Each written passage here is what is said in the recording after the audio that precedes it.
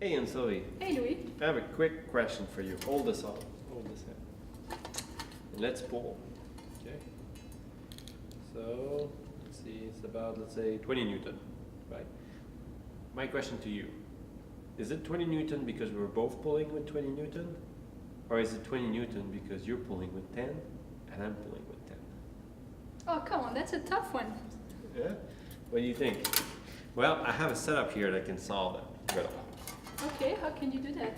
So I have a bowling ball, and its weight is 14 pounds, which is what this fish scales here read, 14 pounds. Okay, and I put a little blue sticker, and it's holding here with a pulley, and it goes all the way here to another pulley. Essentially, this pulley and this support right now is supporting the bowling ball I see. with 14 pounds. This is what this spring scale is measuring. So now the question is, I'm going to put another bowling ball here. Will this change to 28, or will it stay at 14? All right, well, that's a good one. Okay, I'm curious. All right, let's try it. That isn't really, instead of guessing all the time, I'll just do experiment. Thanks for your help. All right, let's put it in here.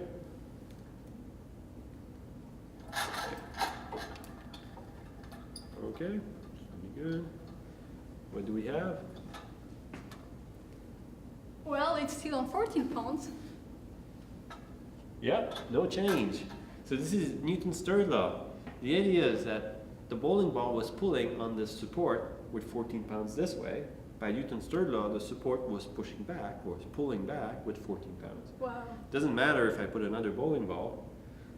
The bowling ball here is giving me 14 pounds, which already the support was doing before. That's amazing. Yeah, and the tension in the string here and in the pulley is just 14 pounds from both sides.